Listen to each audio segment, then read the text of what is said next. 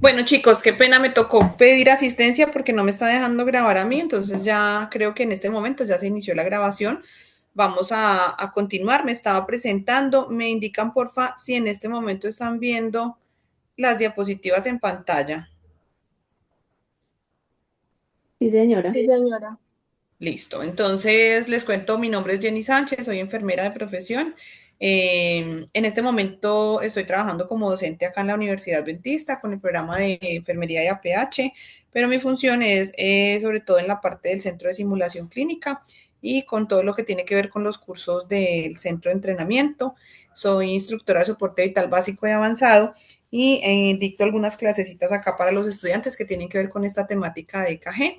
Entonces, en conjunto con Olguita, nos hemos repartido las temáticas para poder compartir con ustedes esta información. Vamos a ingresar entonces ya a la parte del papel electrocardiográfico. Yo creo que cuando uno habla de electrocardiografía, uno a veces espera que comiencen de una vez con lo complejo, pero como les explicaba ahorita, si nosotros no tenemos claras las cositas básicas, más sencillas, no tenemos un piso sobre el cual empezar a construir conocimiento, van a quedar muchos huecos, muchos vacíos, y como el personal también es tan interdisciplinar y de pronto de tantos diferentes niveles, no podemos dar por hecho que ya sabemos algunas cosas porque puede que alguien en el grupo no las sepa y entonces no todos vamos de pronto al mismo ritmo, así que me disculpan los que de pronto ya se sepan esta parte, ya la tengan clara, porque igual la voy a mencionar en favor de quienes tal vez no lo tienen muy claro o no lo recuerdan. Entonces vamos a tratar de ir avanzando. En la medida que ustedes me digan que vamos claro, pues avanzamos un poco más rápido, pero si hay alguien que requiera algún tipo de aclaración, vamos a pausar y hasta que quede claro para todos. Listo. Vamos entonces con el KG. El papel de KG. El papel es un papel milimetrado, ¿cierto? Como ustedes lo ven ahí en la figurita. Cada división o cada cuadrito tiene 1 milímetro por ambos lados, tanto al horizontal como a lo vertical. Y nosotros para cuando vamos a hacer ya la lectura, pues ya la idea es que nosotros comencemos a hablar en lenguaje técnico, hablar de voltajes y hablar de tiempos. Pero mientras que aprendemos un poquitico a reconocer este papel, a identificarlo, nosotros vamos a hablar de cuadritos o de cuadros grandes. Si ustedes observan, hay unas líneas, espérenme un segundito, yo miro a ver si puedo mmm, rayar.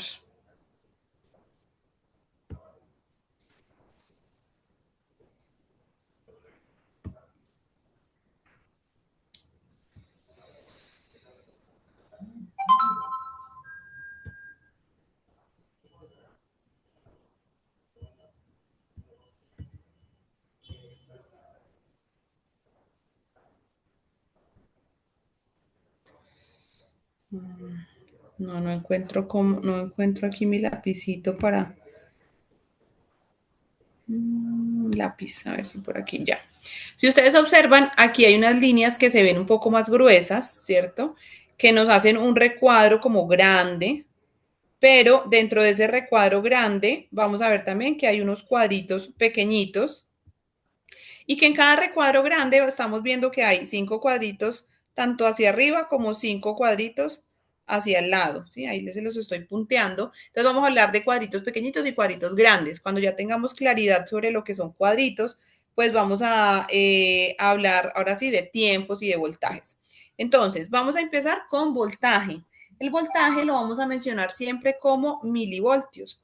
Ese voltaje siempre lo vamos a ver en el eje vertical, es decir, así como hacia arriba. Ese eje vertical, cada cuadrito pequeñito, como lo ven aquí subrayadito este naranja, cada cuadrito pequeñito nos va a medir 0,1 milivoltio, es decir, que cada milímetro va a medir 0,1 milivoltio. Si yo cuento 0,1, 0,2, 0,3, 0,4, 0,5, estoy diciendo que cada vez que yo tenga un cuadro grande, es decir, cada vez que tenga 5 pequeñitos, voy a tener 0,5 milivoltios, ¿sí? Eso sería un cuadro grande porque junté 5 pequeñitos. Si yo cuento otro cuadro grande adicional, es decir, completo 2 cuadros grandes o completo 10 pequeñitos hacia arriba, estaría completando como tal 1 milivoltio.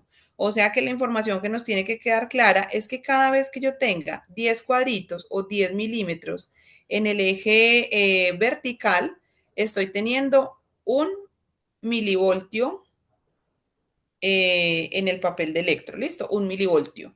Esa información, ¿por qué tiene que quedar tan clara? Porque como ya ahorita vamos a empezar a hablar de la nomenclatura y de lo que vale una onda, si usted no sabe cuánto es lo normal, usted puede saber cuánto es lo normal de una onda, pero si usted no sabe identificar medidas en voltaje y en tiempo en el papel milimetrado, pues usted no va a poder medir y saber si su onda está midiendo lo correcto o está midiendo más de lo que debe medir o cómo está. Y también es muy importante porque al momento de usted tomar el electro, puede que muchas personas de las que están conectadas en este momento digan, profe, es que yo no, a mí no me toca interpretar, a mí solo me toca tomar y yo simplemente lo tomo y se lo paso al médico.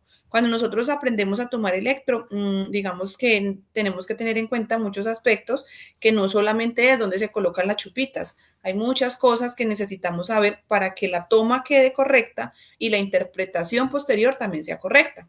Entonces, cuando nosotros tomamos un electro, debemos saber que ese aparato, ese electrocardiógrafo, está bien estandarizado, está bien calibrado para que luego las lecturas pues, puedan ser correctas. Es como cuando usted utiliza una báscula y se va a pesar en una báscula, pues si esa báscula no está bien calibrada, no está estandarizada, pues usted va a obtener una medida de peso que no es la correcta. Entonces, en voltaje necesitamos saber que cuando calibramos un electrocardiógrafo, la calibración en voltaje debe ser equivalente a que 10 milímetros es 1 milivoltio. ¿Listo? ¿Clara la información con voltaje? ¿Cuánto vale uno chiquitico en voltaje? Punto Sin uno. miedo. Punto uno, muy bien, eso, prendan esos micrófonos para que nos rinda el tiempo. ¿Y cuánto valen 5? 0,5 milivoltios. ¿Y 10? 1 milivoltio. Muy bien, perfecto, excelente. Ahora vamos a pasar con el tiempo. El tiempo tiene dos medidas, lo podemos usar o lo podemos llamar en segundos o podemos hablar también de milisegundos. Obviamente su nombre milisegundos es muy claro para nosotros y quiere decir que en un segundo son lo mismo que decir milisegundos. Entonces yo puedo hablarlo en segundos o en milisegundos, como les parezca mejor. La mayoría de los electrocardiógrafos al final hacen como una lectura pequeña y esa lectura la mayoría lo hacen en milisegundos. Entonces es bueno aprendérselo en milisegundos en el sentido de que cuando uno se aprende los valores normales y lo mira en la lectura del electro, es muy rápido saber si están dentro de los parámetros o no y no tener que hacer una conversión de segundos a milisegundos. Pero si se lo quiere aprender en segundos, también está muy bien.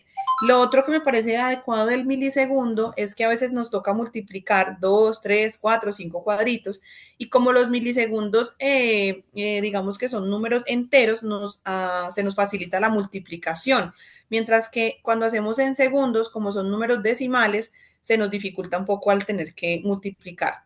Les voy a indicar de todas formas cuánto mide un cuadrito, tanto en segundos como en milisegundos. Entonces, en segundos tenemos que hablar primero que es en el eje horizontal. Estamos hablando de tiempo y el tiempo entonces ya iría es en este sentido, no en el sentido que iba el voltaje, sino en sentido horizontal. Cada vez que tengamos un cuadrito chiquitico en el sentido horizontal, o sea, en tiempo, este cuadrito pequeñito en segundos va a valer 0,04 segundos. ¿Listo? Si multiplicamos por 1000, ¿cuánto nos da? Multipliquen 0,04 por 1000.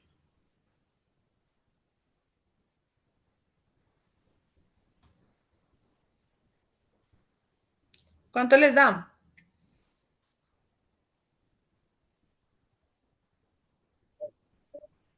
4 no. 40. 40, muy bien, estaba esperando que me dijeran para completarlo. 40, 0,04, no me crean a mí, saquen la calculadora y la vamos a estar utilizando, sea la del celular o la que tengan a la mano, porque sí la vamos a estar usando. Entonces, cuando yo multiplico 0,04 por 1000, no me crean, háganlo, da 40. Entonces, si yo voy a hablar de 40, estoy hablando de 40 milisegundos. Y si yo voy a hablar de segundos, estaría hablando de 0,04 en uno pequeñito. Entonces aquí está el pastel. Si yo multiplico eso por 5, porque quiero saber cuánto es en tiempo, 5 cuadritos, eso me da en segundos 0,2, ¿sí? Multipliquen 0,04 por 5 y eso les va a dar 0,2. Pero si yo lo que multiplico es 40 por 5, ¿cuánto me daría? 200. 200. A mí, por ejemplo, me parece más fácil multiplicar 40 por 5 que multiplicar 0,04 por 5. Sin embargo, pues las dos formas son totalmente válidas. Entonces, un cuadrito pequeñito, 0,04. Si yo ya cojo 5, entonces 0,2. ¿Y cuánto tiempo ustedes creen? Esto lo pueden hacer con una regla de 3 simple. ¿Cuánto creen ustedes que, o cuántos cuadritos pequeñitos o cuántos cuadritos grandes necesitaré para tener un segundo de tiempo? Para hablar de un segundo completo, ¿cuántos cuadritos pequeñitos necesitaré? Entonces pueden hacer la reglita. Si un cuadrito pequeñito, uno solito, vale en segundos 0,04 de segundos, para yo tener como tal un segundo completo, ¿cuántos cuadritos chiquiticos voy a necesitar?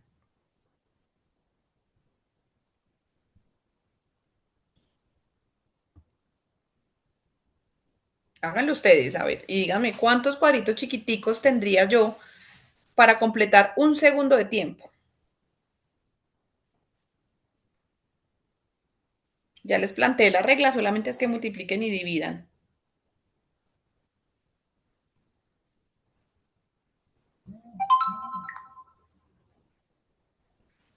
Si sacaron la calculadora, si están haciendo la cuenta.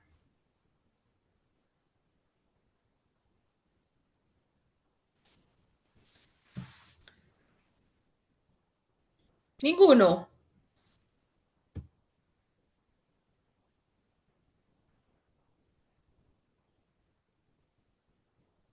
Hola, estoy sola, me quedé solita. Vamos, vamos. ¿Cuántos cuadritos necesito para completar un segundo de tiempo?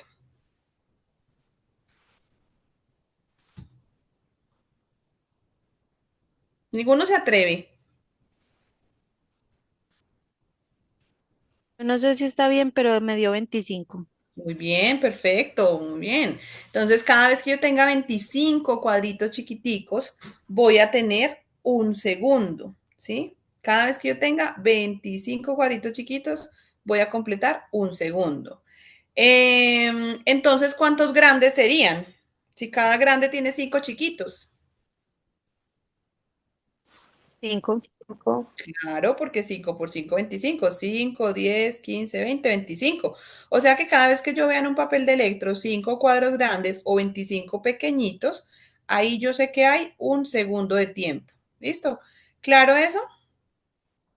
Así como dijimos que para tener un voltaje completo, necesitábamos de 10 mililitros, de 10 milímetros, perdón, estamos diciendo que para tener un segundo de tiempo necesitamos 25 milímetros o 25 cuadritos chiquiticos. Es muy importante esto porque esto es parte del tema que les contaba de la estandarización del papel, del aparato como tal, para que las ondas salgan del tamaño estandarizado que el que lo va a interpretar espera que estén en ese tamaño. Cuando ustedes ven en el electro, antes de comenzar la gráfica, digamos que aquí comenzaría la gráfica del PQRST. Cuando va a empezar la gráfica, ustedes ven una imagen como esta, una barrita, que lo que me está señalando es la estandarización. Entonces, si esa barrita se ve de ese tamaño, miren cómo está la barrita. Hacia arriba en voltaje, ¿cuántos cuadros grandes tiene esta barrita? 2. Dos, o sea, 10 pequeñitos. Entonces, miren que estamos recordando que esa imagen lo que me está recordando es que cada vez que hayan 10 cuadritos pequeñitos o 10 milímetros, estoy teniendo un milivoltio. ¿Listo? Ahora, si esta que está aquí a este ladito, ¿qué significa? Que cada vez que yo tenga 25 milímetros, tendré un segundo. Entonces, siempre que usted vaya a tomar un electro, antes de tomarlo, incluso después de imprimirlo, también pueden observar, por ejemplo, antes de imprimirlo, ustedes van a observar eso que están viendo aquí. Dice 10 milímetros es igual a un milivoltio, 25 milímetros es igual a un segundo. Y cuando ya imprima el electro, también en el electro revisen y verifiquen que sí en la impresión sí haya quedado con esa estandarización. ¿Listo? Entonces, por ejemplo, acá en este electro se ve que dice aquí 25 milímetros es un segundo, 10 milímetros es un milivoltio. Y además la barrita tiene el tamaño apropiado como lo vimos en la imagen anterior. Entonces ahí simplemente estoy hablando de que me quedó bien estandarizado el aparato, el dispositivo, antes de comenzar a hacer la toma del electro. Yo puedo modificar la estandarización del papel. Eso solamente lo hago cuando el médico así lo requiera, cuando yo vea que es necesario por algún tipo de alteración. Entonces, normalmente alteramos o estandarizamos el papel de una manera distinta o lo modificamos cuando, por ejemplo, el voltaje de las ondas son muy bajitas. Hay personas que son muy obesas y la transmisión del voltaje se ven las ondas muy chiquiticas. ¿Qué tengo que hacer entonces yo para poder ver un poco mejor, visualizar un poco mejor? Aumentar al doble el voltaje, ya no sería 20 milisegundos, perdón, 10 milisegundos, 10 milivoltios, 10 milímetros, un milivoltio, sino serían 20 milímetros, un milivoltio. Entonces vemos que la barrita ya no tiene 2 cuadritos, sino que tiene 4, se nos creció. Eso lo podemos hacer a propósito si necesitamos que las ondas se vean un poco más grandes de lo que las estamos visualizando. También yo puedo hacer todo lo contrario, que es disminuirlo a la mitad. Eso es cuando las ondas de pronto se salen del papel, se solapan unas sobre otras, entonces no veo una R convencional, sino que veo una R gigante y me tapa las ondas que se están graficando en la derivada de arriba, se cruzan, entonces yo digo, eso no lo puedo ver muy bien, no es muy claro, entonces lo que hago es que bajo el voltaje a la mitad para que yo pueda ver de un tamaño más pequeño las ondas y mire que la barrita ya no va a tener 2 cuadritos, sino solamente va a tener un cuadrito de alto. Eso me está diciendo que ya no tengo 10 milímetros por milivoltio, sino 5. Con el tiempo puedo hacer lo mismo, puedo aumentarlo al doble, sobre todo cuando hay taquicardias extremas, que está todo tan seguido, y yo quiero de pronto verlo de una forma más clara, lo puedo modificar el tiempo al doble. Entonces mire que aquí ya no aparece 25, sino aparece 50. O lo puedo reducir en caso de bradicardias extremas, donde el papel no me alcanzaría a veces por lo bradicárdico que está el paciente, y lo puedo bajar de 25 a 12.5, lo puedo bajar a la mitad. Obviamente esas modificaciones tienen que estar, digamos que tienen que ser de conocimiento para la persona que lo va a interpretar, y por eso cuando ustedes vayan a interpretar, lo primero que tienen que ver es si eso estaba en una estandarización normal, ¿cierto? En la típica, en la que siempre usamos, o tenía alguna modificación en la estandarización, para que la lectura y la interpretación no se nos vaya a ver alterada por esas modificaciones. ¿Claro hasta ahí? Sí, señora. Listo, muchas gracias. Yo no sé, están como aburridos, están muy callados, están asustados, están tristes, con sueño. ¿Qué les pasó? Que casi no me están hablando. Bueno, vamos a avanzar. Listo, vamos, si quedó claro, avanzar con nomenclatura. Con Olguita sé que vieron algunas cosas, alcancé a escuchar por allí que mencionaron algunas, digamos que algunas ondas y qué significaban esas ondas en la parte pues de fisiología, en la parte anatómica, en la parte de vectores, por ahí hablaron un poquitico. La idea es que nos quede claro que nosotros podemos tener en un electro ondas, segmentos o intervalos.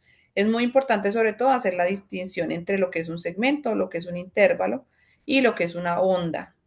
Cuando ella les explicaba el tema de la despolarización y los vectores que se van creando, hablábamos de que cualquier deflexión de la línea de base, sea una deflexión hacia arriba o sea una deflexión hacia abajo, como por ejemplo la Q, todas las deflexiones son una onda. Cada vez que haya una deflexión de la línea de base, vamos a decir que eso es una onda.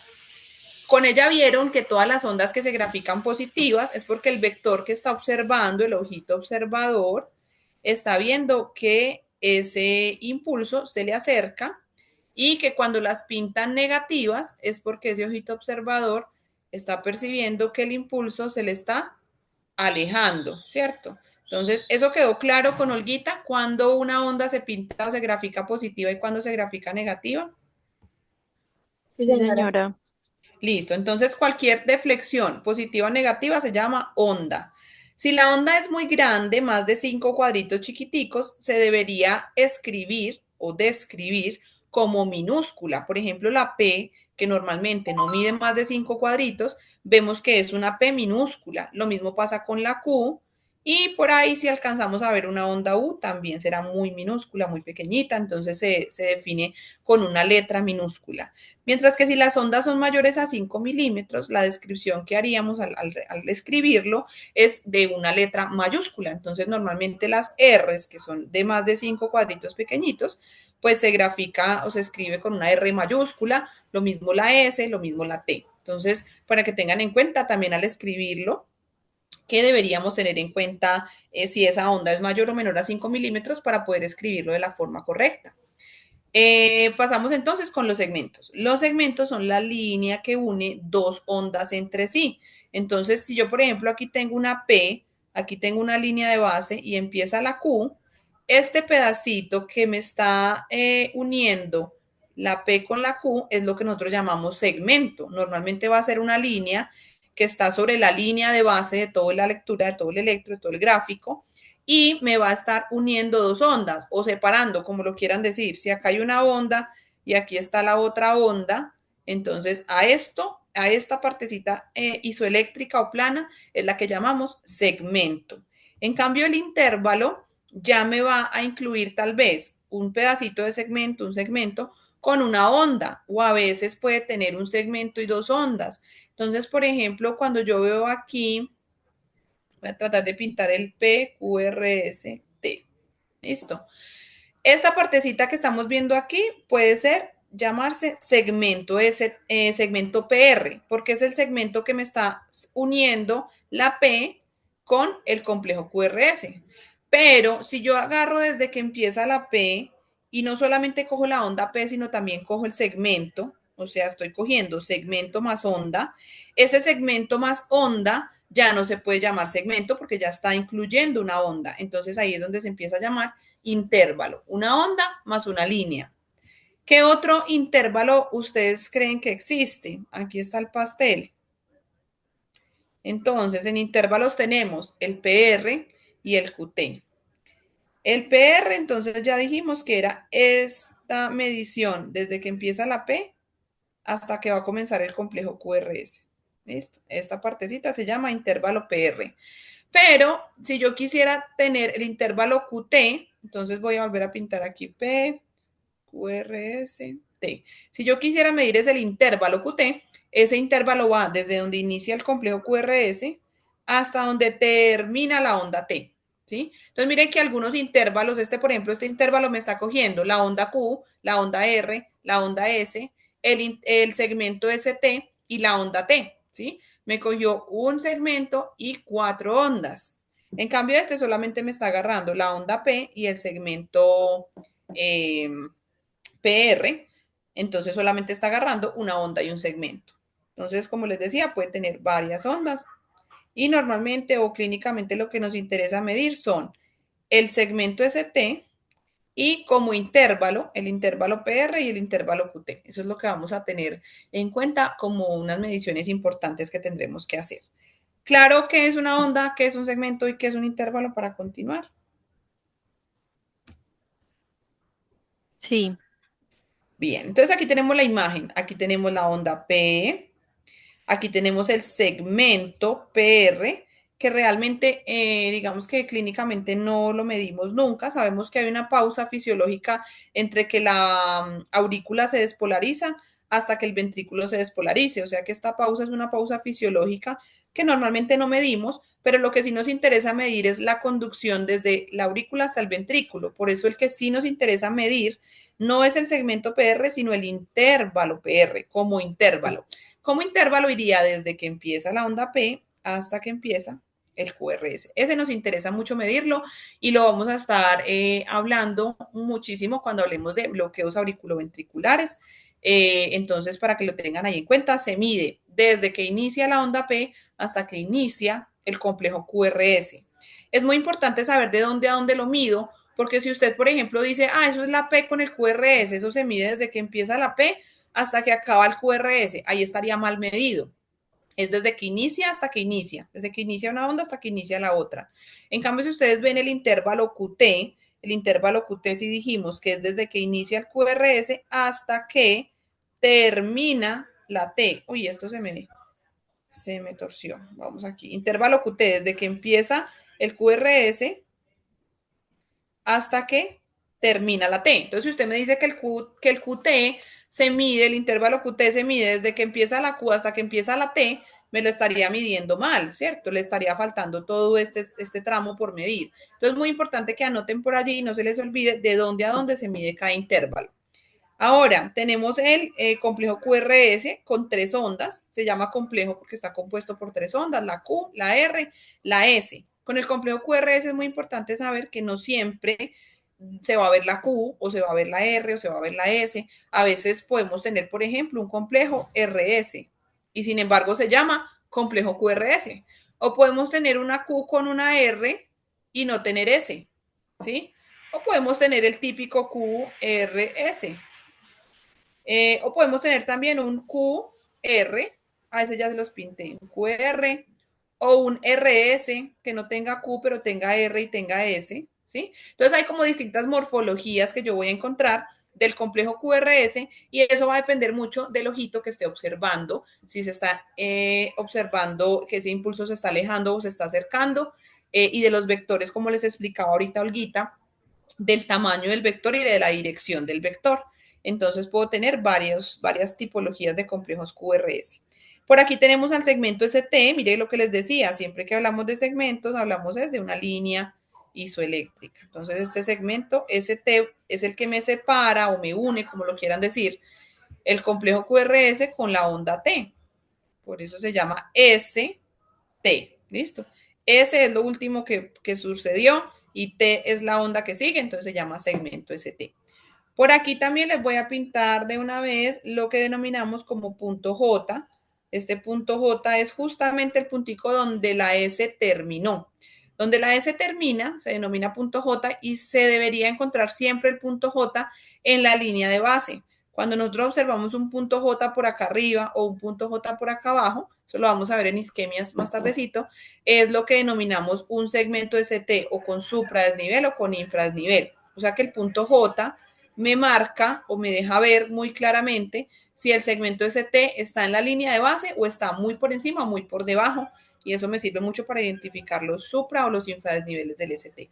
Y aquí tenemos a la onda T, que ya lo vieron con Olguita, que representaba la repolarización de los ventrículos. Entonces tenemos, se despolariza la aurícula, hay una pausa fisiológica, se despolariza el ventrículo y luego nuevamente se repolariza para ser excitado nuevamente y comenzar otra vez el ciclo y producir un nuevo latido.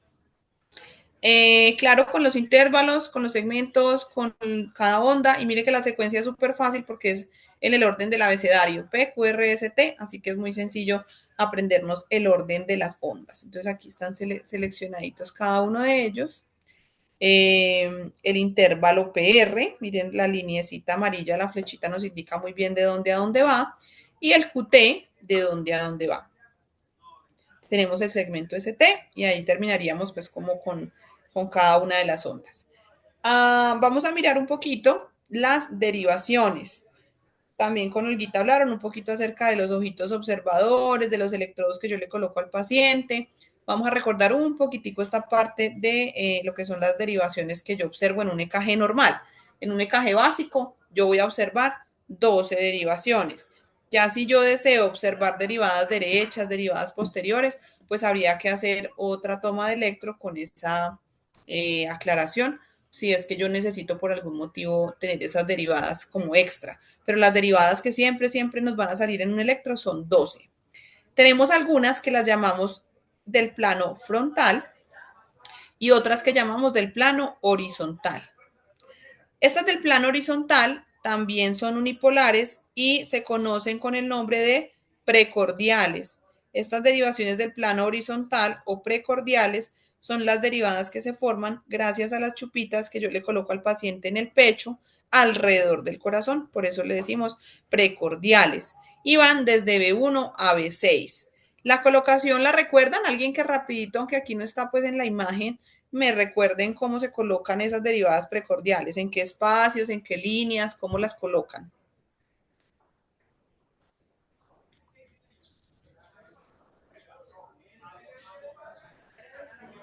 ¿Hay alguien con vida en esta sala? No importa que se equivoquen, vamos. Si no empiezo a leer nombres, Juana, Jessica. En Sermisalud hay como 5. A ver, alguno. Yo sé que ustedes toman electros todos los días. ¿Dónde colocan las chupitas que van alrededor del corazón? A ver, ayúdenme. B1 y B2 son en el cuarto espacio intercostal Muy para bien. esternales. Excelente. B3 en el quinto, ¿cierto? Sí, muy bien. Sí, B4, B4 también en el quinto, pero es línea media clavicular. muy bien. De la B3 hasta la B6, todos son en el quinto espacio. Muy Ajá, bien. B5 en la línea, pues no sé si se dice paraxilar, bueno, y Axilar B6, anterior, eso, y B6 en la línea media axilar. axilar medio, media axilar. Excelente. Y siempre dejamos el 3 para colocar, después de que hayamos colocado el 2 y el 4, para colocarlos en medio de los dos. Muy bien. Estas dos primeras en el cuarto y el resto en el quinto. Esta con la línea parasternal. Muy bien. Esta con la línea medio clavicular. Esta con la línea axilar anterior y axilar media. Listo, ya recordamos. Regálenme un segundito. Báscula.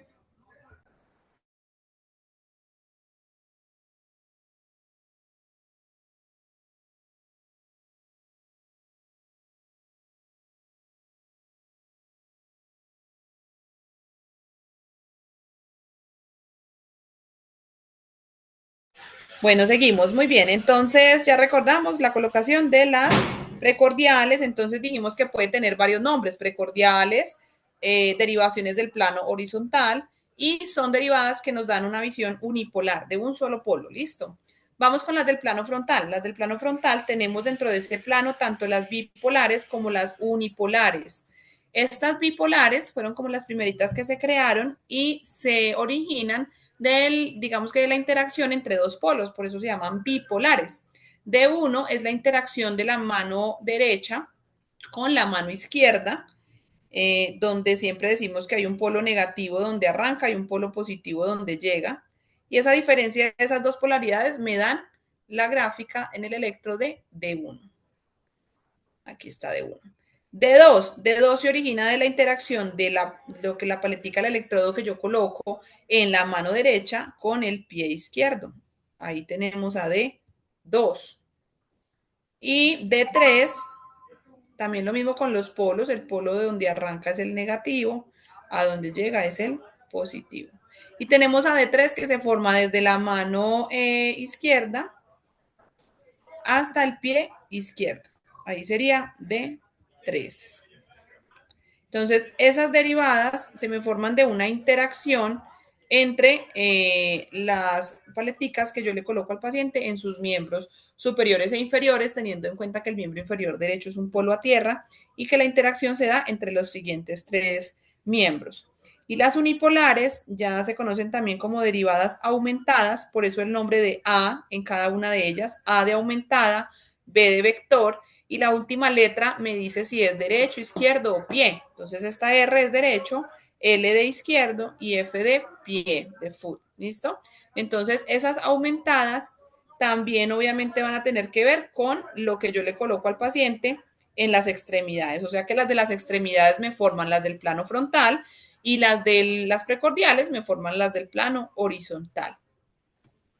Aquí está mucho mejor que mis gráficas, aquí están más bonitas, aquí está de 1, aquí está de 2, aquí está de 3, y ABR, ABL y ABF. Como estas se dan por digamos que el intercambio que hay allí entre esas dos polaridades o la diferencia de polaridades, por eso es que esas se conocen como bipolares, es una interacción entre dos polos, mientras que esta simplemente está graficando el vector, aquí el ojito observador está graficando lo que ve la mano derecha, lo que ve la paletica desde la mano izquierda y lo que ve la paletica que está en el pie izquierdo. Entonces, estas también se conocen como monopolares. ¿Listo? Bien, no sé si esta información ya la tenían, es nuevo o ya lo teníamos claro. No, Estamos pues yo no la...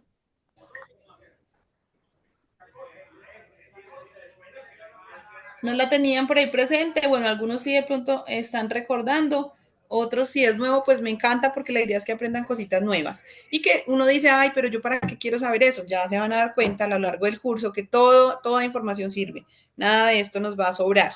Entonces, aquí tenemos el recorderis de lo que nos decía ahorita la compañera, de la colocación muy bien, donde va cada una de las precordiales, y abajito en la imagen, entonces está viendo que lo que cada chupita que yo le coloco en el pecho al paciente me está transmitiendo, se me ve reflejado en el electro, en lo que yo veo en la gráfica de B1, de B2, de B3, de B4, hasta de B6. Hay un patrón muy importante que de una vez voy a aprovechar para mencionarles, que es algo normal, que es un patrón que debería estar en la mayoría de los electros, y eso tiene que ver con lo que Olguita les mencionaba sobre cómo está viendo el vector, que si el impulso se aleja, que si el impulso se acerca, y es algo que es un patrón normal que se va repitiendo en las precordiales, y es que la R, si ustedes la observan aquí en esta imagen de B1, esta R está muy pequeñita. A medida que vamos avanzando en las precordiales, esta R se va haciendo cada vez un poquito más grande, y esto es un patrón normal que se conoce como patrón de progresión de la R. Entonces, este patrón se da en las derivadas precordiales, y el patrón es que la R, a medida que va avanzando de derivada, desde B1 hasta B5, va a estar más grande. Entonces, yo puedo ver la R así, luego voy a ver la R así, luego la voy a ver así. Cada vez que yo vaya avanzando de derivada de las precordiales, la R va a ir creciendo. Eso se llama progresión de la R. Y también es normal, por lo mismo de la visión de cada vector, que la S vaya teniendo un patrón de decrecimiento. Entonces, cuando yo inicio en las primeras derivadas, la S es muy profunda, pero a medida que voy avanzando, la S se va volviendo más pequeñita, hasta el punto en que en las últimas, en la 5 o en la sexta, ya no vemos onda S, ya desaparece. Eso se llama decrecimiento de la onda S.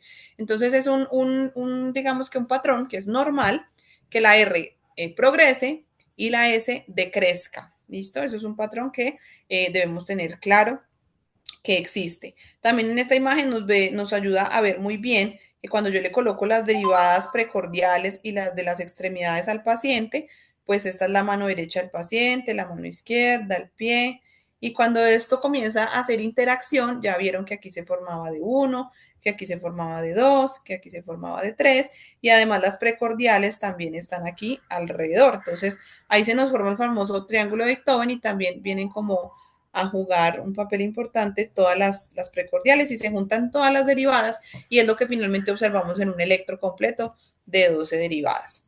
Esto del sistema exaxial también es algo que nos va a servir un poquitico para comprender en la tardecita cuando miremos lo del eje, el eje eléctrico.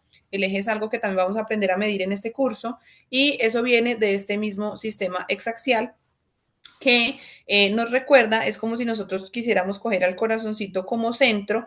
Aquí tenemos el triángulo de Beethoven que normalmente acabamos de construir con D1, con D2 y con D3.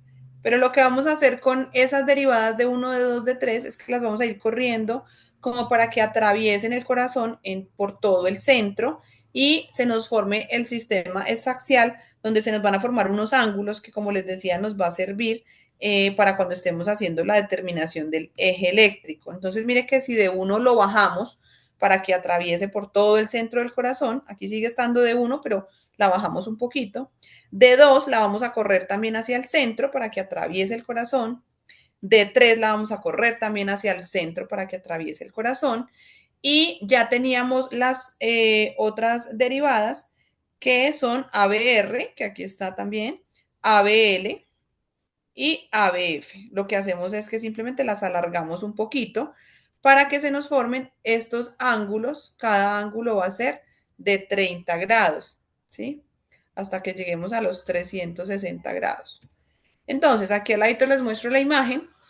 Cuando ya nosotros formamos ese sistema exaxial, nos quedan fracciones como de 30 grados.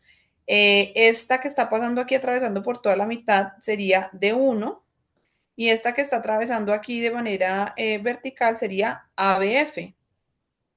¿Listo? En este plano, como si formáramos un plano cartesiano, no sé si recuerdan, cuando estábamos en el colegio nos tocaba graficar, que esta se llamaba X y que esta se llamaba Y, ¿sí se acuerdan?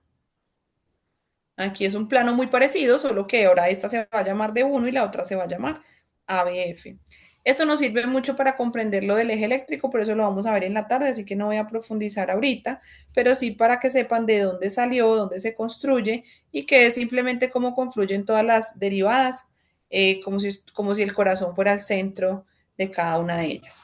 Ahora sí, para terminar la parte de nomenclatura, nos vamos a ir a cada onda y vamos a decir lo básico de cada onda, el que yo espero en cada onda, qué es normal, qué es anormal, cómo debería ser la característica de esa onda, para que cuando yo mire las ondas de mis pacientes yo pueda saber si están dentro de lo normal o no.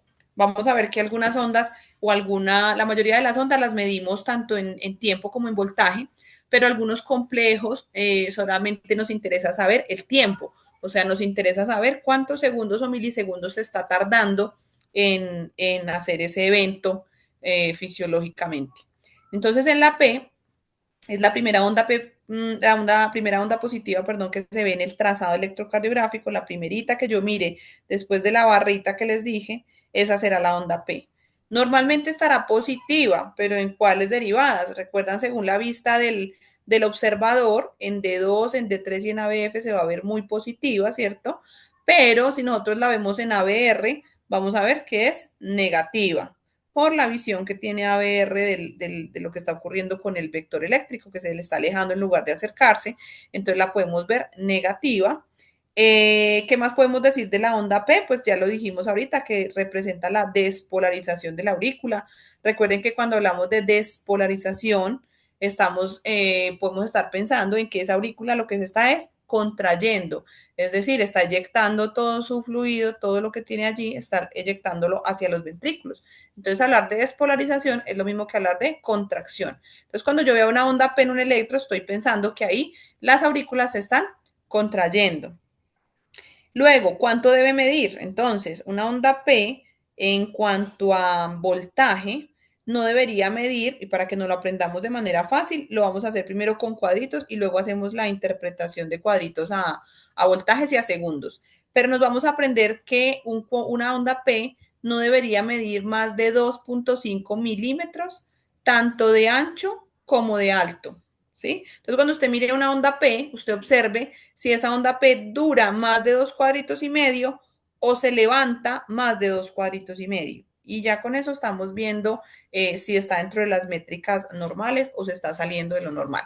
Si yo digo que son 2 cuadritos en tiempo y lo vamos a medir, por ejemplo, en milisegundos, entonces díganme cuánto tiene permitido una onda P tardar en tiempo, en milisegundos, por ejemplo. ¿Recuerdan que cada cuadrito eran 40? Entonces 40 y 40, 80. Y medio cuadrito más sería 20. Si a 80 le sumo 20, ¿cuánto me da?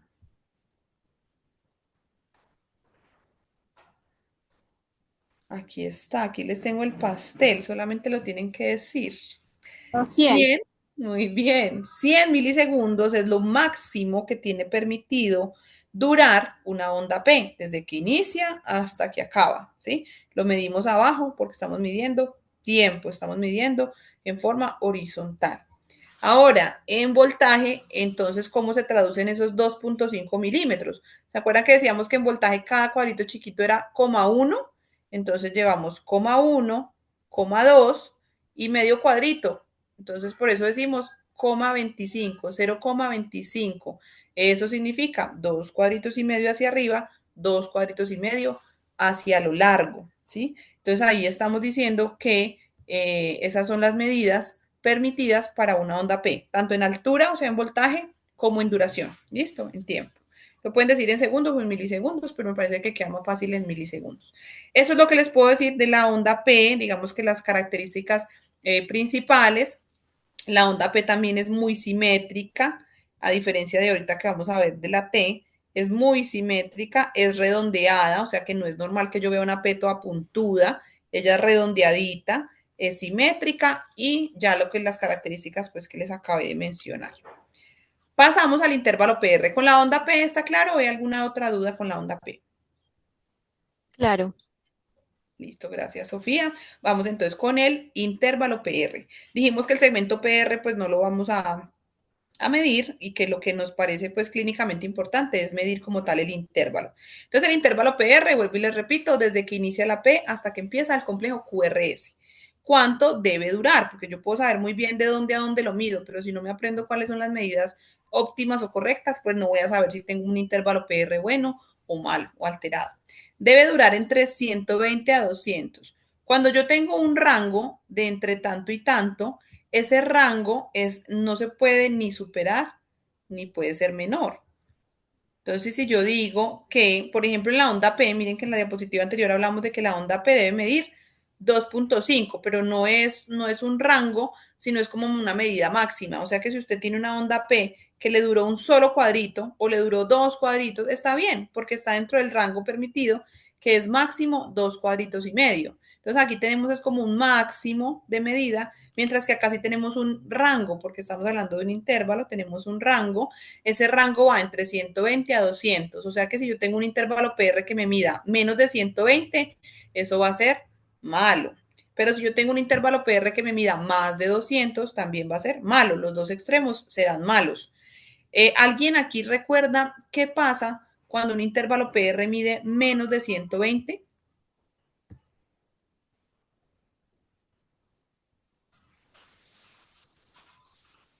Entonces, vamos a mirar lo que dice la diapositiva.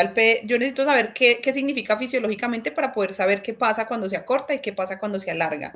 Si el intervalo PR lo que nos está representando es la despolarización auricular más la conducción de ese impulso hasta el nodo AB, ¿sí? Que es donde se hace el retraso fisiológico del impulso y que permite el vaciado pues de las aurículas, porque usted se imagina las aurículas vaciándose, pero al mismo tiempo recibiendo y el ventrículo al mismo tiempo todo sucediendo. No, siempre debe hacer primero la despolarización auricular, hacer una pausita para que ahí sí se despolarice el ventrículo. No lo hacen de manera simultánea, sino como consecuente, con una pausita corta. Entonces, ¿qué pasa si esa despolarización de la aurícula más la conducción hasta que despolariza el ventrículo está sucediendo de manera muy rápida, menos de 120 milisegundos? Acuérdense que aquí estamos hablando de tiempos en los que ocurren los eventos fisiológicos. Si ese evento fisiológico ocurriera muy rápido, es decir, no estuviera aquí esta pausa fisiológica porque estuviera, por ejemplo, la P y encima de una vez el QRS, estas P se conocen como onda delta, que es como montada, casi que trepada en el QRS. Si eso es lo que yo observo, pues claro, al medir el intervalo PR, eso no me va a medir 120, me va a medir muchísimo menos. Entonces, si yo al medir el intervalo PR lo veo que está muy corto, que mide menos de 120, ¿cuántos cuadritos son 120 milisegundos? ¿Cuántos cuadritos son 120 milisegundos?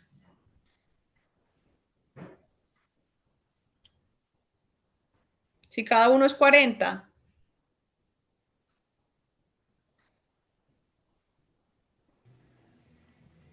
30. 40 por 3. 3. 40 por 3. ¿Cuánto da 40 por 3? Saquen las calculadoras si es necesario. 120. Muy bien. O sea que, ¿cuántos cuadritos son 120 milisegundos? Si cada cuadrito vale 40, son 3. Muy bien. 3 cuadritos. Entonces, si dura menos de 3 cuadritos, yo digo que está muy corto y eso significa síndromes de preexcitación. Hay dos muy conocidos que son el Wolff-Parkinson-White y el Longano-Levine. El Wolff-Parkinson-White es el que más escuchamos por ahí en todo lado y es un síndrome que lo que me está diciendo es que está habiendo una preexcitación, está habiendo una conducción muy acelerada y eso no es bueno para el gasto cardíaco, ni para la conducción, ni para nada. Para el paciente no es bueno que haya un síndrome de preexcitación, eso es patológico. Entonces, no es normal que ocurra o que dure el intervalo PR menos de 3 cuadritos. Diríamos que es un intervalo PR corto y que es un síndrome de preexcitación. Ahora, les hago la pregunta, ¿qué pasa si nos vamos al polo opuesto? A que ya no duró menos de 3 cuadritos, sino que, ¿cuántos cuadritos son 200? 5. Muy bien. Si dura más de 5 cuadritos, es decir, más de 200 milisegundos, me estoy yendo al extremo opuesto. Ahora ya la P no está montada en el QRS, sino que al contrario, se separó demasiado del QRS. Eso tampoco es normal. Esta pausa fisiológica no puede ser tan eterna, tiene que ser una pausa corta, de 120 a 200. Si esa pausa se me alarga, el intervalo PR se me alarga. Entonces, ¿qué creen que puede ocurrir fisiológicamente, que ahorita se los había mencionado, cuando el intervalo PR se alarga? Un bloqueo. Muy bien, excelente, gracias. Entonces, cuando está largo, estoy hablando de bloqueos aurículo-ventriculares. Entonces, claro, esto me está midiendo la despolarización entre la aurícula hasta que llega a contraer al ventrículo, y si ese proceso se está demorando mucho, puede ser normalmente porque haya una obstrucción, haya un bloqueo, y esos son los famosos bloqueos aurículo-ventriculares que vamos a ver en las horas de la tarde. Entonces, PR corto, síndromes de preexcitación, menos de 120 milisegundos. PRs largos, más de 200 milisegundos, y se llaman bloqueos aurículo-ventriculares. Eso es lo que tenemos que tener muy claro con el intervalo PR. Y recuerdan la medida, donde inicia la P hasta donde inicia el QRS. Como les decía ahorita, hay varias morfologías del QRS. Si, por ejemplo, el intervalo QRS no tiene Q, sino que de una vez empieza con la R, pues se mide de aquí hasta que empezó la R. Pero igual no se va a llamar intervalo, cuando tenga Q, por ejemplo, se va a medir donde empezó la Q. Y no se va a llamar intervalo PQ, siempre se va a llamar intervalo PR, independientemente de que si tiene Q o no tiene Q, porque como no lo mencionamos por onda, sino como por complejo, entonces donde arranque el complejo QRS, sea con Q o sea sin Q, hasta ahí llega la medición del intervalo PR. Pasamos entonces al complejo QRS. El complejo QRS, como les decía, está formado por tres ondas, la Q, la R, la S. De cada una de ellas, ¿qué podemos decir? Entonces, con Olguita vieron que la Q nos representa ese primer vector septal chiquitico, y que en algunas derivadas, pues obviamente se va a ver negativo porque se está viendo que ese vector se le está alejando, porque recuerdan que ya lo graficaba como de izquierda a derecha. Entonces, veíamos que lo que ve el ojo observador es que ese impulso se le está alejando, y es un vector muy chiquitico, por lo tanto no es normal encontrar una Q así toda grandota, sino normalmente encontraremos unas Q pequeñitas donde se alcanzan a ver, y en algunas derivadas ni siquiera se va a alcanzar a graficar por lo pequeño que es el vector. Entonces, ese es el vector septal. La onda R nos representa el vector ventricular, que con Olguita hablaban de que era un vector más grande porque tenía que despolarizar una masa muscular más amplia, y que normalmente pues las R las vemos más grandecitas. Y la S, que era el vector de las paredes altas. En total, todo el complejo QRS, desde que comienza con la Q hasta que termina la S, me está representando cómo sucedió esa despolarización auricular.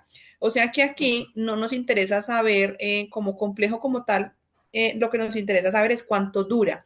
La duración de ese complejo debe ser de menos de 100 milisegundos. Hay algunas literaturas y bibliografías que mencionan que incluso hasta 120. Entonces, un complejo QRS, desde que inicia con la onda Q hasta que termina aquí con la onda S, debería medir máximo 120 milisegundos, o sea, 3 cuadritos. Cuando eso sucede, decimos que es un complejo QRS estrecho.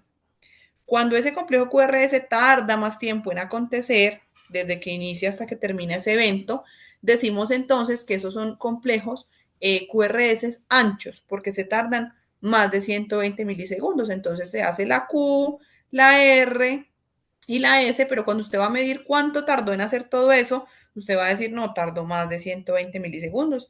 Eso es un complejo QRS ancho. Los complejos QRS normalmente son de voltajes menores a 0.5 milivoltios en las derivaciones frontales, que recuerdan cuáles son las derivaciones frontales.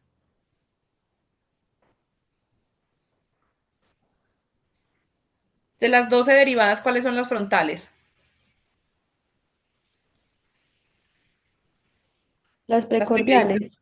No, las frontales son las primeritas que aparecen. ¿Cuáles son esas primeritas que aparecen? ABR, ABL, ABF. ¿Y cuáles más antes de esas? De 1, de 2 y de 3. Exacto, entonces de 1, de 2, de 3, ABR, ABL, ABF, todas esas son derivaciones frontales, y en esas derivaciones el QRS, los voltajes por lo general deben ser menores a 0.5 milivoltios, o sea que el voltaje del QRS por lo general no es mayor a un cuadro, a un cuadrito, bueno, de los grandes, incluyendo 5 pequeñitos, ¿cierto? A un cuadro grande. incluyendo los 5 pequeñitos. Normalmente no mide más de eso, pero en las derivaciones precordiales, que son ahora sí las de B1 a B6, tiene permitido incluso hasta medir 1 milivoltio, o sea que podemos ver que las R's por lo general o las ondas van a ser del complejo QRS van a ser más grandes en las precordiales que en las frontales. Tienen permitido medir un poco más, prácticamente que el doble. Entonces, eso es más que todo lo que debemos saber del complejo QRS, qué significa cada onda, la duración total, que debe ser menor de 100 o 120 milisegundos, es decir, que siempre un complejo QRS para que sea normal debe ser un QRS estrecho. Nunca será normal que un QRS sea ancho o que tarde más de 120 milisegundos en su duración. Y que los voltajes permitidos en las frontales son de 0.5 y en las precordiales hasta de 1 milivoltio. Si hablamos de cada onda de manera individual, la onda Q tiene una característica y es que debe ser, como decía Olguita, pequeñita. El vector de la onda Q no debe ser grande. ¿Qué significa pequeñita? Si hablamos de tiempo, hablemos primero de tiempo, si hablamos de tiempo, debe ser menos de 40 milisegundos, es decir, la onda Q debe durar menos de un cuadrito, o sea que si usted la mide desde que empezó hasta que terminó, no debería medir más de un cuadrito. Eso es en cuanto a tiempo, 40 milisegundos o 0,04 segundos. Y no debería ser mayor en voltaje, no hay una medida como tal estándar, sino lo que nos dice es que debemos compararla con respecto a la R, ¿sí? Entonces, si yo tengo una R, dice que no debe ser, digamos que mayor a 1/3. Si yo tengo una R que, por ejemplo, me mida, vamos a exagerar, que me mida 6 cuadritos, 1, 2, 3, 4, 5, 6. Esa R, esa Q que acompaña a esa S, tiene permitido medir máximo 2 cuadritos, por mucho, porque 2 es la tercera parte de 6. Entonces lo que nos dice es, usted debe hacer un comparativo, porque hay unas ondas R más grandes que otras. Entonces lo importante es comparar que esa Q no mida más de la tercera parte de lo que mide la R en cuanto a la profundidad. Como normalmente una R puede medir, digamos que 3, 4 cuadritos, pues no es común ver un complejo, una Q, que sea más de un cuadrito de profundidad. Por eso con Olguita veían ahora que es prácticamente un cuadrito de ancho y un cuadrito de profundo sea mucho, y eso cuando se alcanza a ver. Entonces, que nos quede claro que la característica principal de la onda Q es que debe ser pequeñita, que debe ser muy corta, o sea que no debe durar más de un cuadrito y que no debe ser muy profunda.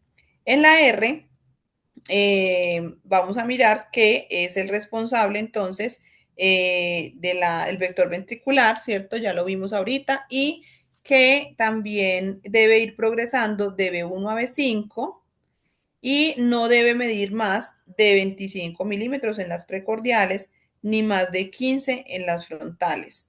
Siempre que ustedes van a ver la característica de que en las frontales las ondas son más pequeñas en voltaje que en las precordiales. Entonces aquí nos dicen cuánto tiene máximo permitido medir una onda R. Si usted mide una onda R y la está midiendo en D1, D2, D3, ABR, ABL, ABF, no debería medir más de 15 milímetros. 15 milímetros son 3 cuadros grandes. Por eso cuando vemos una onda R que tiene más de 3 cuadros, 4, y que incluso se encuentra con las ondas que vienen de la derivada de arriba y se solapan o se sobrepasan, uno dice, ese paciente tiene un problemita que lo van a ver con Olguita, que es una hipertrofia, o puede tener alguna otra patología porque no es normal que sea tan grande. Pero en las ondas, en las derivadas precordiales, sí tiene permitido medir un poco más, dice que hasta 25 milímetros. Entonces es importante ver si yo estoy viendo la onda R en las precordiales o en las frontales para saber hasta dónde tiene permitido medir. Y el vector de la onda S, que es el responsable de las paredes altas, ya eso lo habíamos visto ahorita. Esa sería la última onda y como les decía, tiene un patrón de decrecimiento desde B1 hasta B6. Lo que observamos en la onda S es que comienza muy profunda, muy grandota y se va haciendo después cada vez más pequeñita hasta que prácticamente en el último complejo QRS no vemos que haya S, se desaparece por completo y eso es un patrón normal. En el segmento ST, habíamos hablado ahorita de que segmento es una línea isoeléctrica, ¿cierto? Que cuando la empezamos a medir, cuando ya termina la S y antes de que empiece la T, ese segmento ST, entonces nunca debe sobrepasar 1 milímetro ni hacia arriba ni hacia abajo de la línea de base de la onda isoeléctrica que tenemos aquí de base. No debería estar el punto J por fuera de esta línea de base. Entonces, si esta fuera mi línea de base, yo grafico la Q, la R, la S, y la S termina acá y hace el segmento ST, o sea que mire dónde está el punto J.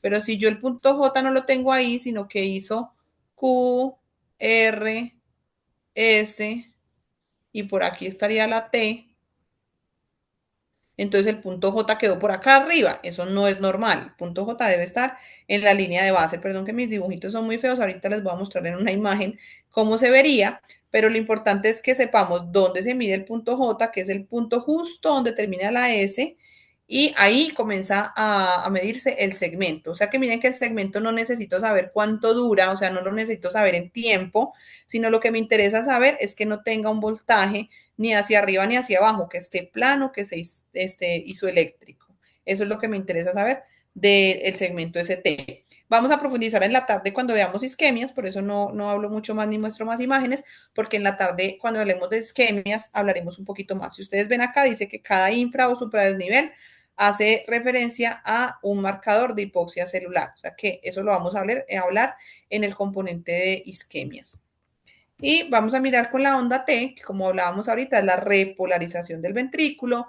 Esta onda, a diferencia de la P, que era muy simétrica, esta va a ser un poco asimétrica. No soy capaz, casi nunca soy capaz de dibujarla, por eso lo vamos a ver ahorita en imágenes, para que ustedes vean la distinción de lo que es una onda P muy simétrica a una onda T. No, es que no soy capaz de dibujarla. Es como si fuera, como si estuviera lateral, como si estuviera echada para un ladito, como recargada más sobre un lado que sobre el otro. Por eso decimos que es ligeramente asimétrica. Que también tengo que saber con la onda T, que normalmente la amplitud no debe exceder los 0.5 milivoltios en las frontales y 1 milivoltio en las precordiales. Entonces recordamos, 0.5 estoy diciendo que no debe durar más de 5 cuadritos y 1 milivoltio estoy diciendo que no debe durar más de 10 cuadritos. Entonces, como siempre, frontales unos voltajes más pequeños, precordiales casi siempre se permite hasta el doble del voltaje que están las precordiales en las frontales. Entonces es importante que miremos en cuál derivada estamos viendo la T para atrevernos a decir que esa T está con un voltaje de pronto muy alto. Entonces, si ustedes ven una T que tenga un voltaje de 0.6, por ejemplo, pero están viendo una precordial, está dentro del rango normal. Diferente que esa T de 0.6 esté en las frontales, porque ahí sí ya estaría fuera de sus rangos normales. Con la T, no, básicamente hablar del periodo de repolarización, que es un periodo muy vulnerable para la célula cardíaca. Eso lo vieron también con Olguita ya en toda la parte de potencial de acción de membrana, donde vieron que es un periodo donde la célula está volviendo nuevamente a su estado de reposo y que es un periodo, digamos que, de mucha vulnerabilidad para una generación de una arritmia. Por lo último, entonces en nomenclatura vamos a hablar del QT, el intervalo QT es el que nos queda faltando, y les voy a explicar rapidito la fórmula de corrección, aunque como ustedes pueden ver en los electros, búsquenlo de aquí en adelante, en la lectura del electro casi siempre nos da el reporte del QT y nos dice QT slash QT corregido. Entonces, el aparato ya está, digamos que listo para que dentro de la lectura que él me va a dar dos valores. De una vez me va a dar el QT y de una vez me va a dar el QT corregido. Entonces, podemos encontrar, por ejemplo, que después de que diga QT slash QT corregido, va a decir, por ejemplo, 360, que ese sería mi QT. Y el slash después va a tener digamos que por inventar algo, 381, por ejemplo. ¿Qué quiere decir? Que el QT fue 360 y que el QT corregido fue este valor. Entonces eso lo vamos a observar en los reportes de los electros, pero si el electro no lo trae y yo lo quiero aprender a medir, pues existe una fórmula. Una de esas fórmulas es la fórmula de Bassett, que ya la vamos a aprender a sacar. Pero antes de eso, que nos quede claro para qué medimos el intervalo QT, cuál es digamos que el significado clínico de que nosotros midamos los intervalos QT, qué significa cuando el intervalo QT está alterado, qué puede representar eso para mi paciente. Entonces, el intervalo QT me mide el tiempo total de despolarización y de repolarización ventricular. O sea, está haciendo una medición de todo el proceso desde que se despolariza hasta que se repolariza.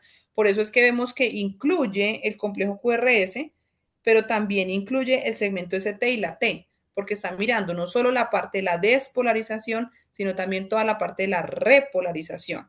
Entonces, clínicamente, ¿para qué me sirve? Como hablábamos ahorita de que este es un periodo de vulnerabilidad para que el paciente pueda sufrir una arritmia, y vemos que en el corazón todo sucede en unos tiempos, por eso es que todo lo vamos a medir en segundos, en milisegundos y también en voltajes, porque los tiempos indican que esos eventos fisiológicos deben ocurrir dentro de ese tiempo. Cuando ese tiempo no se cumple por algún motivo, los eventos fisiológicos ocurren de manera o más acelerada o más lenta de lo que deberían ocurrir.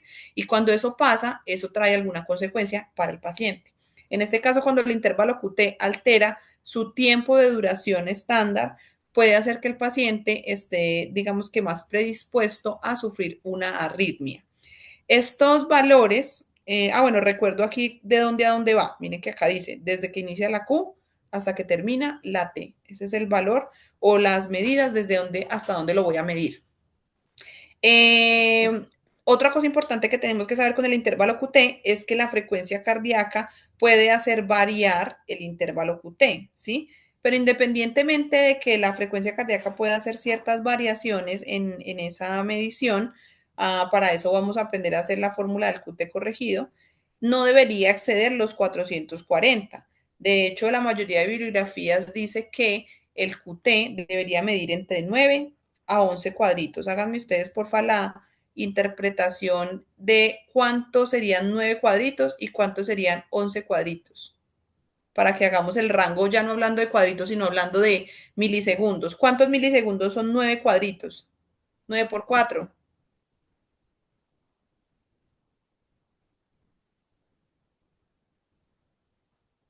A ver, ahí les 30. estoy ayudando. Muy bien, 36 y con el 0 del 40 da 360. O sea que decir 9 cuadritos es lo mismo que decir 360 milisegundos. Y 11, 11 por 40.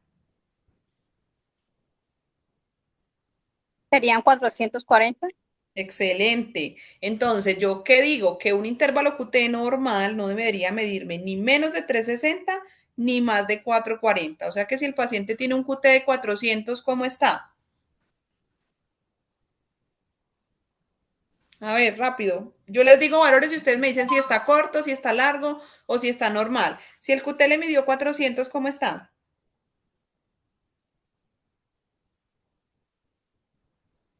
Pues si es sobre el rango, me, Si está dentro del rango, ustedes me dicen normal. Y si está fuera del rango, me dicen si está corto o si está largo. Entonces, 400, ¿dónde estaría? ¿Dentro del rango o no? Normal. Normal, muy normal, Normal. bien. está entre el Eso. Eso, todo lo que esté entre 360 a 440, digamos a decir que está normal.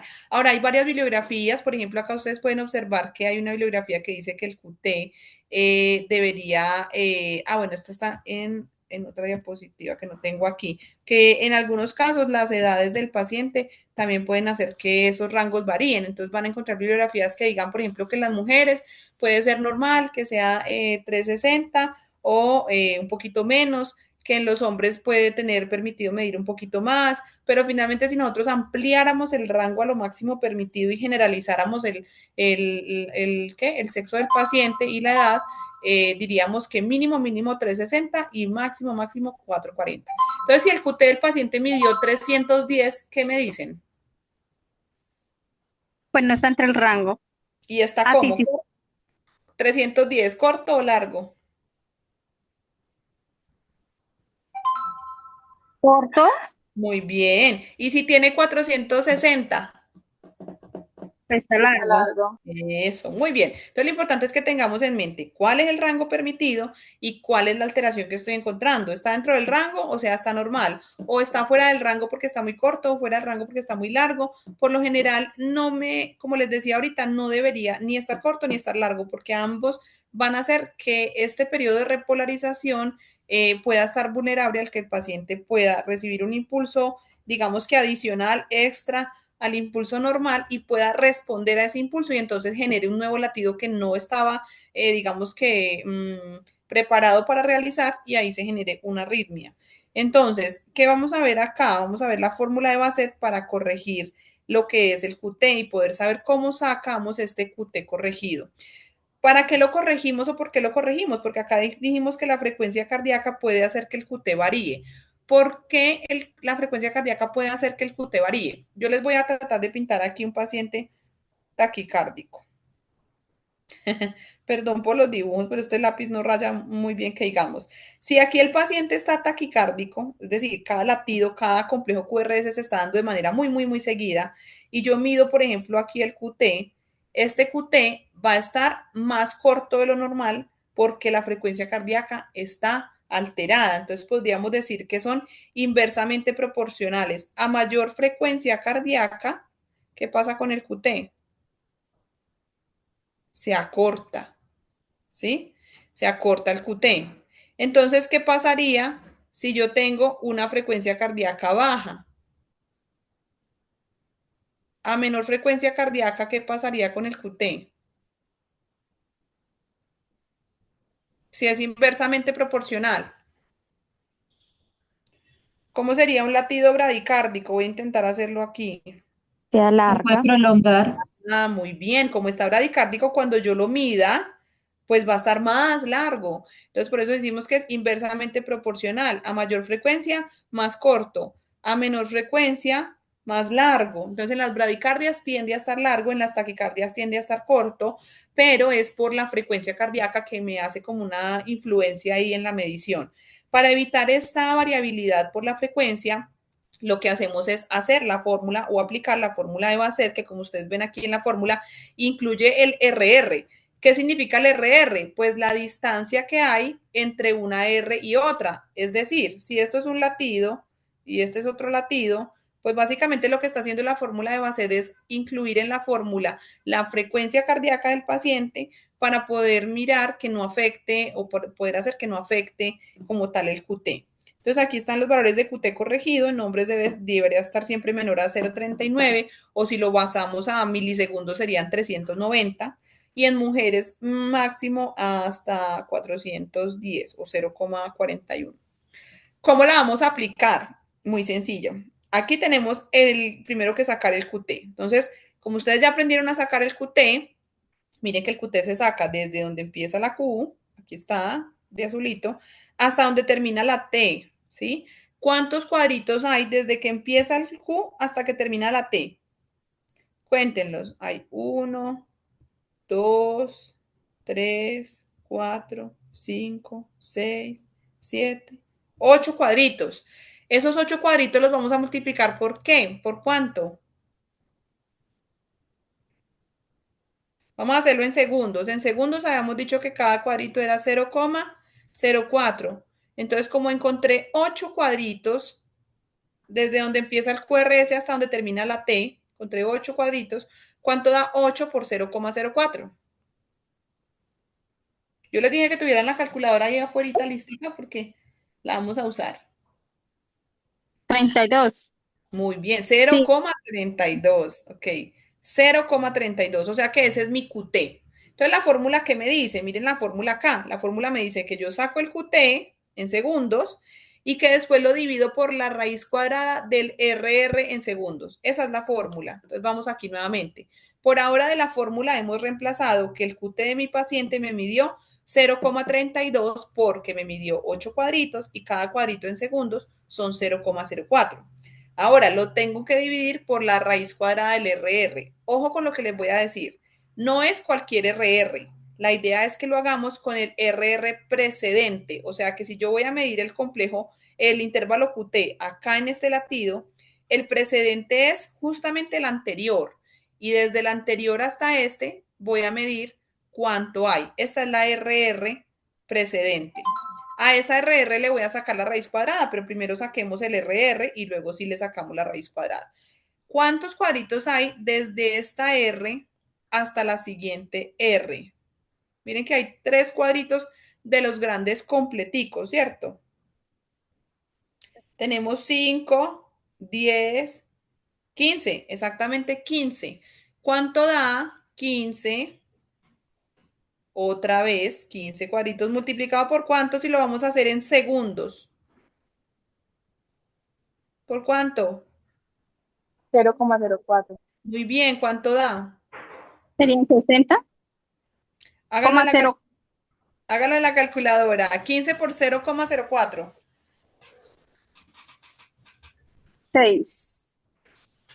¿Seguro? 15 por 15 por 0,04. 0,6. Muy bien, 0,6. Ahora sí, en su calculadora pongan raíz cuadrada de 0,6. La mayoría de calculadoras tienen ahí la cosita para la raíz cuadrada, entonces ponen raíz cuadrada de 0,6.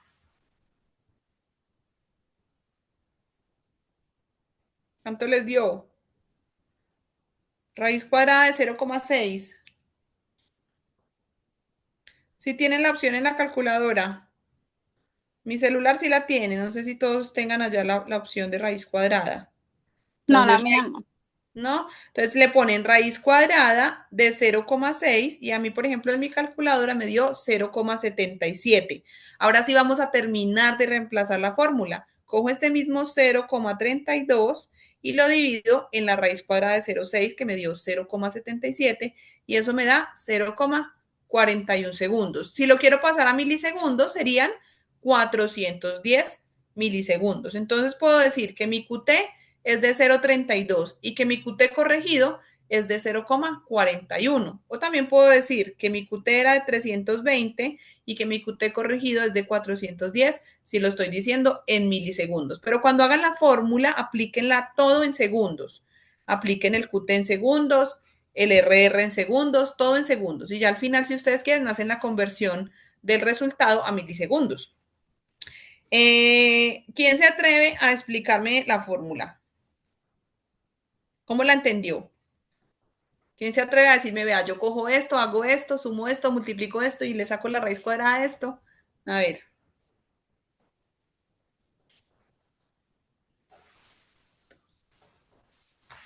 Ninguno. ¿Quieren que lo repita rapidito? ¿O quedó claro? Y si quedó claro, a ver quién se atreve a decírmelo. Háganle pues si se quieren ir a almorzar. Yo también me quiero ir a almorzar. ¿Se atreven o lo repito rápido? O ya se fueron a almorzar y me dejaron aquí.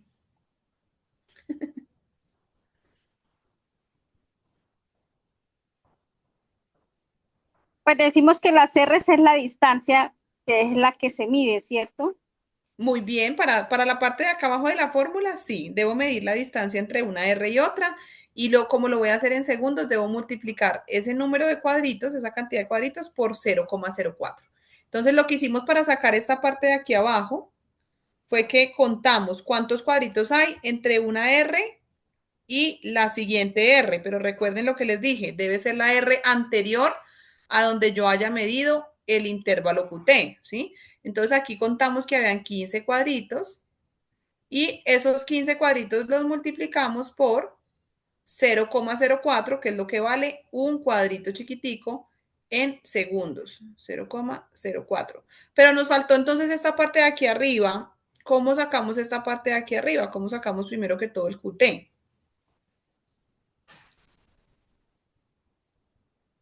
Aquí está. Contamos qué, cuántos cuadritos hay desde dónde hasta dónde. 8 desde donde empieza la Q hasta donde termina la T. Gracias. Nos dio 8. Esos 8 los voy a multiplicar también por 0,04. Entonces, de aquí es donde están saliendo estos valores. Si yo medí 8 cuadritos desde donde empieza el QRS hasta donde termina la T y lo multipliqué por 0,04, me dio 0,32. Si yo medí el RR con la R precedente a donde estoy midiendo el QT, me dio que hay 15 cuadritos chiquiticos y esos 15 cuadritos chiquiticos los multipliqué por 0,04 y me dio 0,6. Ahora, ¿qué le voy a hacer? A ese 0,6 le voy a sacar la raíz cuadrada y después reemplazo simplemente y divido 0,32 en la raíz cuadrada de 0,6, que era 0,77 si no estoy mal. Y ahí ya nos da el QT corregido. No es complicada, la fórmula es sencilla, solo que como no hemos estado pronto acostumbrados a aplicarla, pues nos parece que son muchos pasos, pero no. Simplemente medimos el QT, luego medimos el RR, luego le sacamos la raíz cuadrada y luego hacemos la división. Es simplemente ir reemplazando los datos de la fórmula que ustedes ven ahí para llegar al, al resultado final. Entonces, básicamente resumimos el intervalo QT en que el intervalo QT, si no está dentro de sus rangos normales, me puede indicar a mí que el paciente puede hacer una arritmia. Normalmente las arritmias que hacen cuando los pacientes tienen el QT prolongado o alterado son las arritmias de puntas torcidas. Las vamos a hablar en la tarde cuando hablemos de las arritmias y esas arritmias pueden terminar rápidamente en una fibrilación ventricular. O sea que un paciente que tenga un QT alterado, si yo no lo corrijo, sino que por el contrario de pronto le coloco otro medicamento o algo que le alargue más o que le altere más el QT, ese paciente me puede hacer una arritmia y me puede hacer un paro. Por eso es tan importante que dentro de las medidas que nosotros tomamos, tomemos la medida del QT. Ahora, rapidito para irnos a almorzar, me van a señalar aquí alguien que me diga cuáles son las derivaciones precordiales u horizontales. ¿Cuáles son en este electro? Las precordiales, que también se llaman horizontales o del plano horizontal. De la B1 a la B6. Muy bien. ¿Cuáles son las frontales bipolares? Ojo, frontales bipolares. Es la que se forma por la diferencia entre dos polos.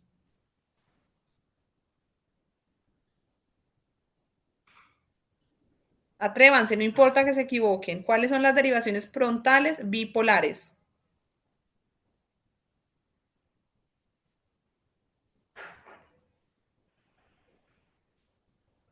Vamos, vamos, yo no les voy a decir. Ya estamos resumiendo para salir a almorzar.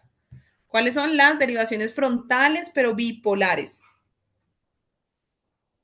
Creo que 1, 2 y 3. Excelente, gracias. Estas son las que son bipolares del plano frontal. Ahora, ¿cuáles son las del plano frontal que son unipolares?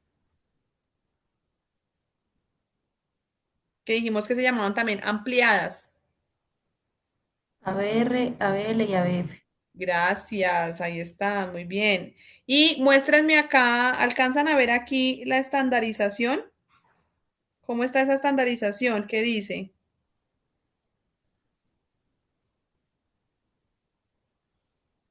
¿Qué velocidad tiene estandarizada? ¿Sí se alcanza a ver o está muy pequeñito? Se ve muy poco. Es muy pequeñito. Entonces, miren, acá abajo encontramos la estandarización. 25 milímetros es un segundo. Esa es la estandarización en velocidad. Y la estandarización en voltaje me dice que 10 milímetros es un milivoltio. O sea que ahí podemos encontrar que está bien estandarizado el electro. Aquí, ¿cuáles son entonces las precordiales u horizontales? ¿Cuáles alcanzan a ver? Porque no sé si estén todas. ¿Las alcanzan a ver? ¿Hay derivaciones aquí precordiales? Sí, se ven las 6. Muy bien, Sí, de B1 a B6. Tenemos aquí frontales bipolares. ¿Y cuál? Si la hay. la 2. La 2 de 2 muy bien. ¿Hay derivaciones frontales unipolares?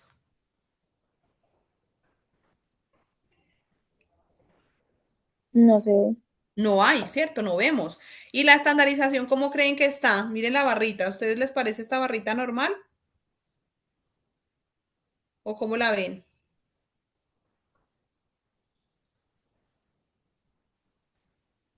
Está como muy gordita, ¿no? Miren la estandarización del anterior. ¿Sí ven la diferencia con la que sigue? O sea que esta estandarización, aunque no nos muestra aquí en cuánto está, aparentemente según la barrita no está normal, ¿cierto? Está como muy amplia, debe estar al doble del tiempo, no debe estar a 25 sino a 50. Ahora, aquí, ¿qué derivada es esa? ¿Qué tipo es? Porque ya se sabe que es la derivada 2. Entonces, la derivada 2, ¿a cuál de todas pertenece? ¿A las frontales, precordiales, unipolares, bipolares? A las bipolares. Muy bien, ¿de qué plano? Frontal. Eso. La onda P, ¿cómo ven la onda P? ¿Cuánto será que mide esa onda P? Tanto en tiempo como en voltaje. En tiempo parece que tuviera como cuadrito y medio, no alcanza a tener los dos cuadritos, ¿cierto? Y en voltaje lo mismo. tiene como un cuadrito hacia arriba, cuadrito y medio, no es muy grande realmente, o sea que está normal, está dentro de sus rangos normales. El intervalo PR, si yo lo midiera de aquí a aquí, ¿cuánto será que mide?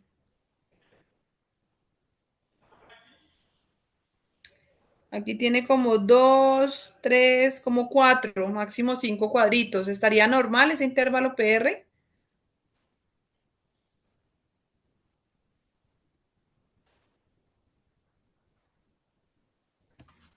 ¿Cómo lo ven? Sí, está dentro del rango. Muy bien. El complejo QRS está estrecho, ¿cierto? Y el segmento ST está en la línea de base. Está isoeléctrico, o sea que está plano, está bien. Y aquí vemos la onda T, que no supera tampoco los 5 cuadritos, que sería lo máximo que tiene permitido medir en esta derivada.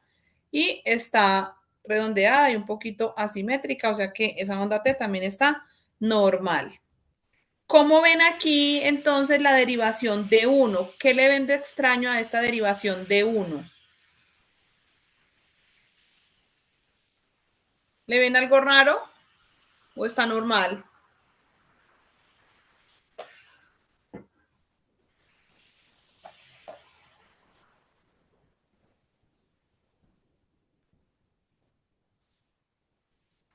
A ver, ¿está positivo o negativo ese complejo QRS? Negativo. Negativo. Y la T también, y la P también, todo está como invertido, como negativo, ¿cierto? Eso es normal, ¿se acuerdan que decíamos que en D1, D2, D3, ABF, todo se veía positivo? Y aquí todo se está viendo negativo. ¿Qué dijimos de la progresión? Ah, bueno, ¿qué dijimos de ABR? Normalmente en ABR todas las ondas deberían verse eh, negativas porque ABR es la mano derecha y es la que está viendo que el impulso eléctrico se le está alejando. Pero aquí resulta que está es positivas las ondas en ABR. Eso no es normal. Y la progresión que habíamos dicho de que la R crece y la S decrece, ¿será que la R está creciendo de B1 a B6 o antes qué le está pasando a la R? En lugar de crecer se está volviendo más chiquita, ¿sí la ven? Y la Sí. S debería estar decreciendo, pero pues finalmente hasta B6 todavía hay una S, o sea que no desapareció. O sea que esa progresión no está como normal. ¿Qué será lo que está pasando? Puedo sospechar que hay una inversión de los electrodos o una dextrocardia. Y nos pasa mucho que en la toma no nos fijamos muy bien en las siglas de las paleticas que van en las manos y a veces las invertimos y colocamos la de la mano derecha en la mano izquierda, la del pie en la mano y las colocamos mal. Entonces eso es un signo, un parámetro de que estamos colocando mal las paletas, los electrodos y por lo tanto pues la interpretación va a ser errada. Bueno chicos, terminamos entonces la parte de nomenclatura. Vamos a salir a almorzar, como terminamos un poquitico corriditos, entonces también vamos a ingresar un poquito corriditos. Nos vamos a tomar una horita, entonces ingresamos a la 1:15 con, vuelven otra vez conmigo a ver toda la parte de los ritmos. Y conmigo vamos a ver, ya les voy a recordar que la temática, aunque estaba en sus agendas, vamos a ver todo lo que son los ritmos, vamos a ver cómo sacar la frecuencia cardíaca, cómo sacar el eje y vamos a ver los bloqueos auriculoventriculares. Eso esperamos hacerlo hasta las 4 de la tarde. Tendremos un recesito a las 4 y de 4 a 6 terminan con bloqueos de rama derecha e izquierda y con hipertrofias con la profe Olguita y retomamos mañana. Entonces, que disfruten esta horita de almuerzo, esta horita de descanso y nos conectamos a la 1:15 nuevamente. ¿Listo?